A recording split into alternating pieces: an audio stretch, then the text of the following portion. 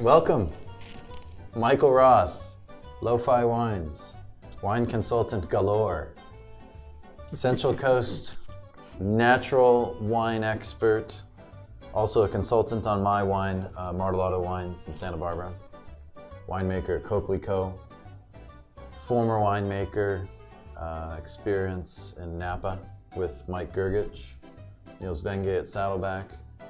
Mike has made a number of highly regarded wines at Dimitri Estate, 90, 95 plus wines.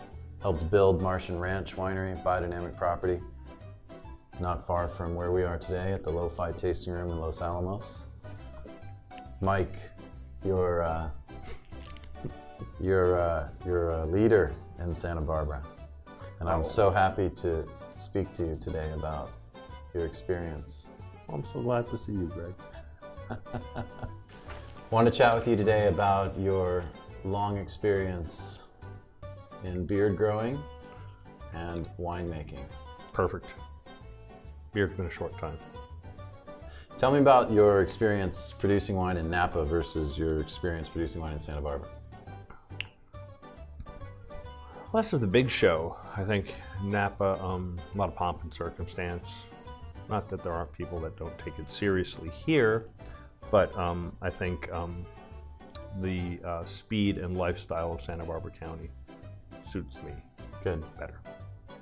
So specifically, we're making some Cabernet from Martellotto out of Happy Canyon. We've made some Cabernet in Napa and Paso in the past. What do you think about Cabernet? I think it makes some of the most intense, long-aged wines. I think it's what the people want. What about the differences between Napa and Santa Barbara? I think Santa Barbara has, the climate for Santa Barbara is suited well for Cabernet in that it shows its varietal distinction a little bit more so than the styles, a lot of the styles that are made in Napa. I think a lot of Napa Cabernet can be a little bit uniform, heavy-handed, pushing along those lines. Yeah, it's really exciting to see the cooler climate Cabernet and the Bordeaux blends we're producing. Some of our neighbors are producing in Happy Canyon. Absolutely. And especially when you compare it to the Paso Robles fruit, which just tends to have much more of that baked fig, dried fruit flavor. A little bit more of that in a dark fruit cake. Yeah. So what are you excited about right now about Lo-Fi current releases? I think I like them all. They're all your favorite babies. I do not segregate. Okay. I am all for one and one for all. You don't have a favorite? No. I mean, do I like the ones I farm a little bit more? Maybe, but that doesn't take away from the effort that I put into helping produce the other ones. Yeah. So Mike literally planted a vineyard not far from where we are in Los Alamos at his home ranch by hand. And, that's where Craig coined the term farm fit. Yes. CrossFit for farmers. Yes, we have a big plan. CrossFit became a multi-billion-dollar industry. We think we could leverage our experience as fitness freaks, because you can tell we're very fit. Yeah. And working farms. Got a 12-pack. And we're gonna make people pay us to work on the farm, and then we're gonna go public. There's a future. Because the wine business, it's a lot more difficult, it seems like. Absolutely. But you've had great success. You launched Lo-Fi with Craig in what year? 2011. And now you're up to about 3,500 cases? Yep. Already shipping to Japan? Worldwide. Yes, and Scandinavia? England? UK. That's awesome. Belgium. How many states are you in? I don't know. A few. All right. You recently went to the Raw Wine Fair. Yes. How was that?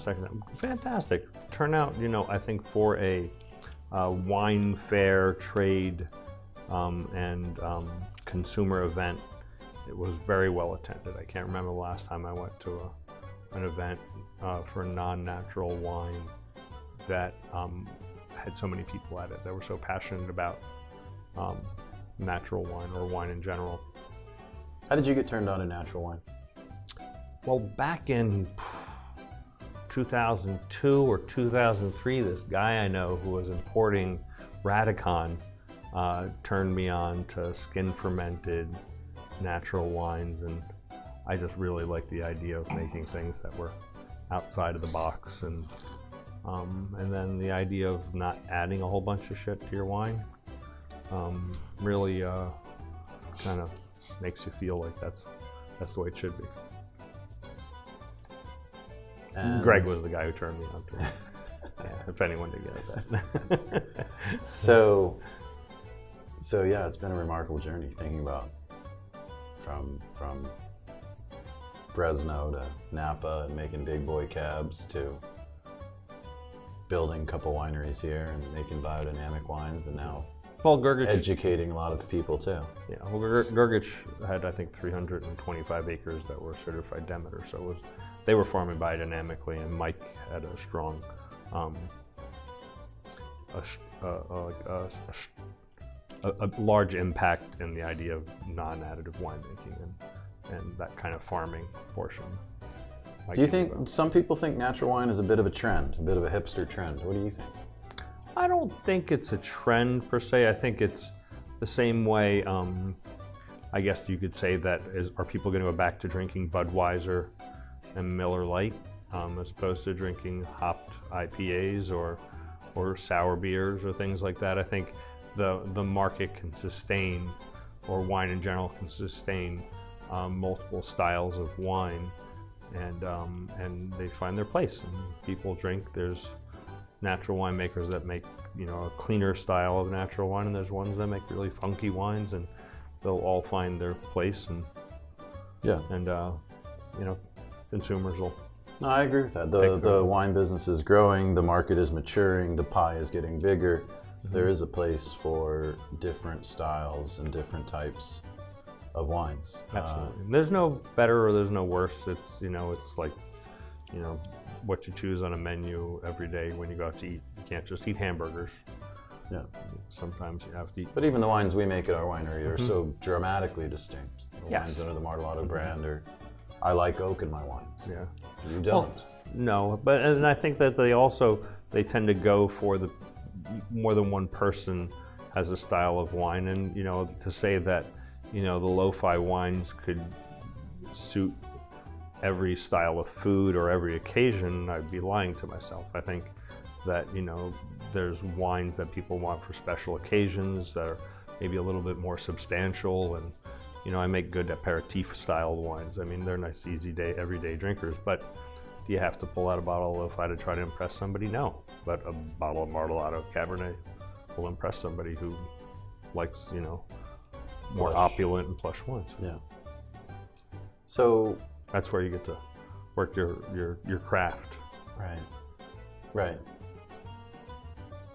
I don't eat steak every day. Exactly. I don't want to eat steak every day. No, imagine what Chipotle would be like. So, Mike, have you ever had a perfect wine? No, there's no such thing as perfection. The Japanese say wabi-sabi, there's beauty in imperfection, and who are we as mere human beings to think that we could mimic what is naturally perfect? That's an amazing answer, because we were recently watching one of these Netflix shows. Emeril Lagasse goes on a few different tours with some chefs, and he went to southern Italy, where my grandparents are from, and he met Nancy Silverton over there to go visit a famous pizzaiolo named Franco Pepe. And one of the things they say in that show, which stuck with me, resonated, was Franco says, la persona che sa la pizza perfetta non sa nulla della pizza. Exactly. I couldn't have said it better. Basically, that anyone who says they make a perfect pizza, they don't know anything about pizza. Exactly. It's the same exact thing, like the concept of, making, or what criticism is, unless you... Well, let me rephrase the question. Have you had a wine, and I know that you have, we've had some together, the type of wine that raises your eyebrow and sort of opens your mind to a whole new possibility. Well, yeah. And yeah. strikes you in a way that says, wow, there was a time in my life where I knew something about wine, and then I had this wine, and things changed. Yeah, I agree. Like the So what are like some the wines? like the Radicano Slavi, you know, Yeah. I think that's a wine of like unlike style that I had There was a pivot. before. That was a pivot of skin fermented white wines and stuff, and then when I tried to mimic it, people still didn't get it. But that was what was difficult for you to try to sell that in 2002. Absolutely. Yeah, you know, it's there weren't enough hipsters yet. They were still in grade school. Mm-hmm. You know, or people that were willing to step outside the box and do it. It took a while for that to happen. What other wines, though, can you think of that have impressed you in a way that you were continuing to think about them long after you drank? Well, that's a tough one. I'd have to come back for that. I think there's some wines we've had from the Loire Valley. Yeah, well, I'm a big fan of the Paul Boudin, those 7 years. Those are really good wines. I never thought that that Chenin Blanc could be that good. They were fantastic. I like the Breton wines. They're really good. The Metras and you know Fouillard Lapierre, as far as Gamay go, those were fantastic. The whole concept of what Jules Chauvet and natural wine and them working with low or minimal sulfurs and that stuff, those wines, and how they had a freshness and a longevity without the use of sulfur, and some of them might have been a little bit on the funky side, but they're still it shows that with solid craftsmanship and good fruit you can make really good wines without having to add a whole bunch of stuff in, and they kind of dictated how I the desire to make those style wines. You used the word funky, and that's one of those terms that I think gives a lot of consumers a little bit of concern. I mean, who doesn't like James Brown? Right? That's funky. He's the king of funk. I think the concern revolves around a perception of inconsistency. The idea that the wine is different from one experience to the next, whereas with liquor you don't have that problem or experience. In general, with beer you don't have that problem. In general. Well, you do in some, like craft brewers. They're not the recipe. You want a consistency of portion, but I think consumers should be a little bit more willing to step outside of the box. I mean, if you wanted to go to a restaurant and eat the same meal every day, then fast food is where you're going to be going, because there should be a slight there's variations and stuff all the time. McDonald's created consistency. Right? Exactly. The restaurant world. Yeah, I mean, but and then to stretch your palate to what everything is. I mean, we're such a Coca-Cola culture that everything has to be sugary sweet. So things that are more on the savory or bitter components and stuff like that. I mean, I think that you have to just kind of let it go. You don't have to buy it every time, but you should at least try it. I tell my kids that. You don't have to eat the whole thing, but at least try it. I got a few questions for you. Rapid fire. Do you have a desert island wine? No. Water. An unlimited supply of water on a desert island. A wine, perhaps? One that's very low alcohol, so it'll sustain me. Okay. Region you most... I'd say Vino Verde. Okay. The wine region you most want to visit?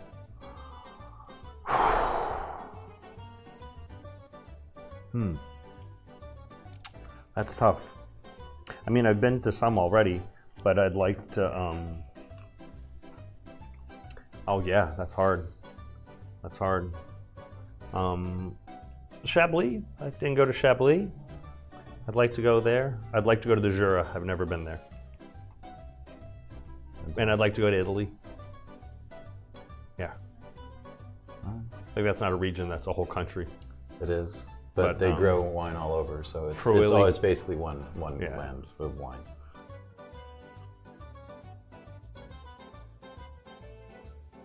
So, Mike, what's your opinion of biodynamics? Oh, well, I'm not a big fan.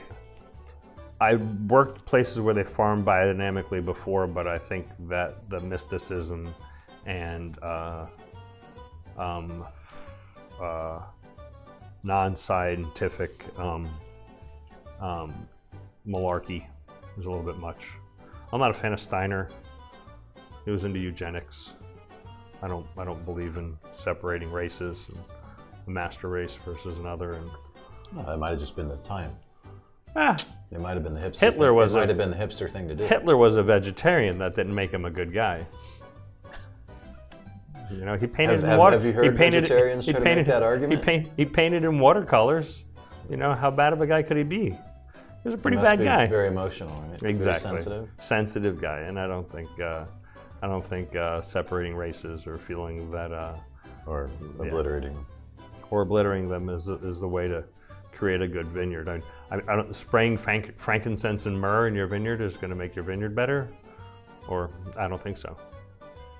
So it's interesting. The reason I'm asking you is because you've got the experience. I mean, you've hired biodynamic consultants in the past. You've studied this stuff.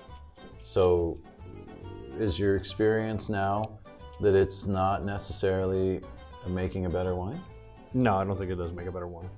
And I don't think the concept of that farming biodynamically, you spend more time in the vineyard than you do if you don't farm biodynamically. If you're a good farmer, you spend more time in the vineyard just because you're a good farmer, not because you have to spray preparations. The sustainability of biodynamic farming, if you're going to have to spray more times and run the tractor through the vineyard more times and create more compaction or do all these other things to spray your vineyard with homeopathic doses of something, and because of a celestial force, is a crock of shit.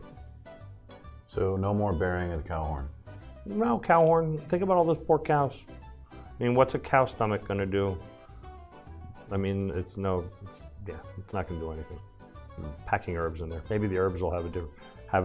What about the biodynamic calendar in terms of harvest and the fruit days and the root days? And do you see any validity or your experience? We all know that the moon and sun have an effect on tides. So yes, they most likely have an effect on plant growth. For sure. You know that I mean, because like I said, bathymetry and gravity, or the celestial forces of the sun and the moon affect things. But does the wine taste better or worse? Based on your pick date or your... So I think that's marketing. Interesting. I mean, there might be some, you know, the Farmer's Almanac or all those other things, but do I believe it? No. I'm a factual guy. You're a man of science. Man of science. If you can show me in a microscope or there's a way to judge it, then I can believe it. Otherwise, it's... So if I showed you how many microorganisms lived in your beard, you would recognize it's like a festing. I'd wash festering. It. Yeah, that's helping my gut microbiome.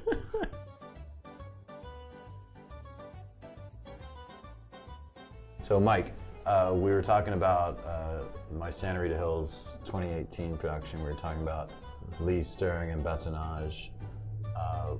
What's your thoughts on how that affects the final wine? I think it adds more of it broadens the palate on it. I think wines that tend to get maybe a little bit linear or monochromatic, that you stir in them some of that yeast protein, kind of helps build a little mid palate, add a little bit of nuance to the wine that I think that the 18s will. Not all. I think just that one lot. I think the other wines were just tasting fantastic. There was no need to, but the one lot that we had was a little bit not problematic, but just could have used a little bit of stirring too. The other ones, it's not going to hurt them as long as they're done ML and everything. Just gives them a little antioxidant.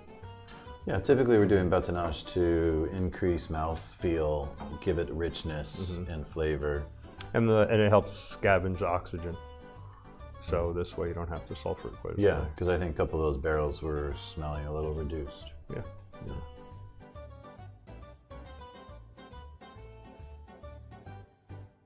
Tell me about some other wineries in California that you admire. Let's see, that's a tough one. That I admire wineries in California. Brock Cellars, I think Chris does a fantastic job. He's relatively successful at it. He's, helped pave the way for other domestic producers making styles of wines like he does.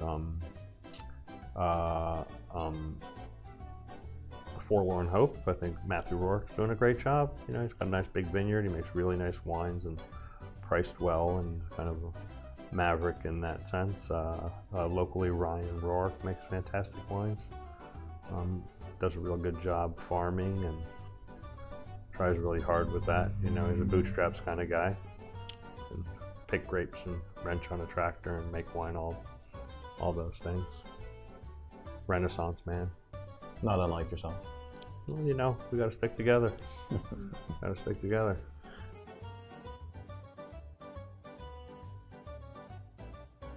We were talking about the impact on the wine business here in Santa Barbara County.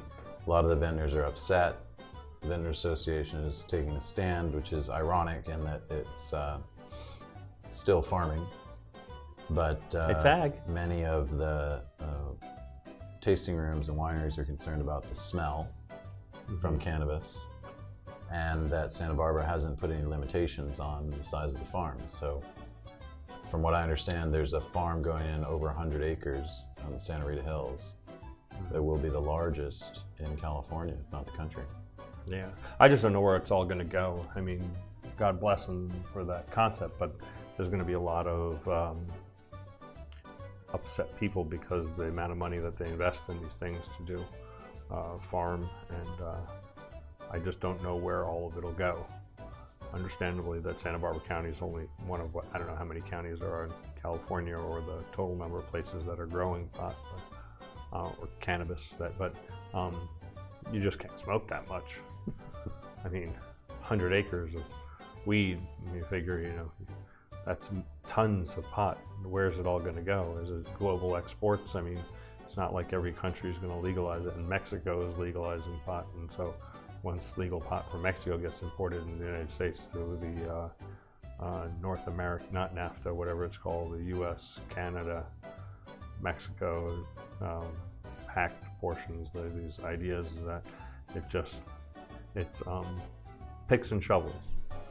Better off in the business of selling drip line and filters and fertilizers for marijuana cultivation than you are in cultivating marijuana, because once it becomes so cheap, the bottom of the market falls out. There's going to be a lot of...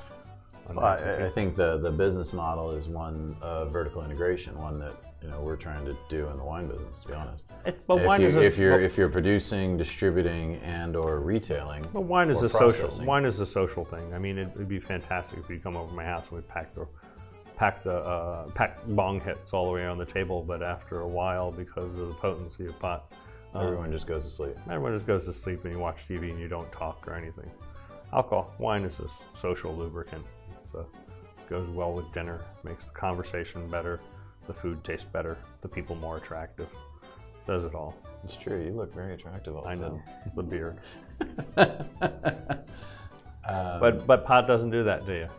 No, I think you're right. But I mean, I was asking you more about because you have a farm that's wafting on your property. Are you concerned about that? They're raising kids in this area too. The smell of marijuana, I don't think it does not bother me as much as it bothers other people, and I think that complaining about agriculture is hypocritical for the wine business, considering the problems we've had in Santa Barbara County. People don't smoke pot and get into car accidents the way they do when they drink and drive, but I think that it's a little short-sighted of the county and the number of permits and the size of the farms that they're doing, and the visual impact of hoop houses might be a little bit much, but I think then again, some people don't find vineyards attractive. And they find that alcohol is the scourge of humanity, and that the fact that we are peddling drugs the same way pot growers are doing it is bad for society in general. And I can't say that they're wrong, but I can tell you that the economic impact can't be as much as they're saying. I mean, nobody smokes that much pot, and if they do, they're really not contributing to society in a positive way, because it doesn't exactly motivate you every day to go to work and do all these other things if you're sitting around taking bong hits. Right. Or eating edibles or all these other things. Do they have a place medically? Yes, 1,000%.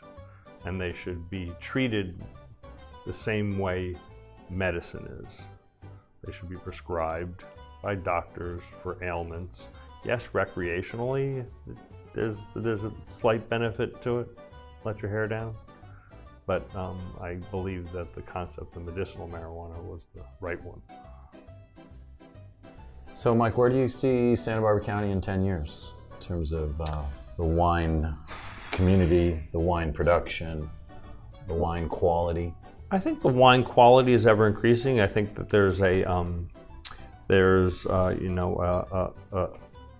good dissemination of different styles of wines. I don't believe that Santa Barbara County is making a single style, or that Pinot Noir and Chardonnay or Rhone varietals are the things that grow great here.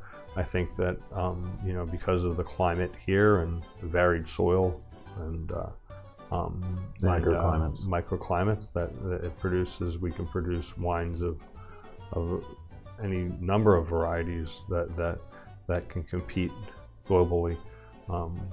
It's a relatively young region. I think that there's more young people getting into it, and there's smaller producers like ourselves who are kind of stretching their wings and proving that we make wines that rival the best of those globally.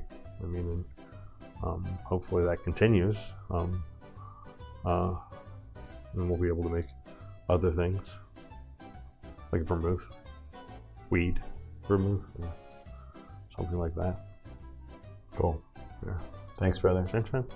Chin chin. There you go.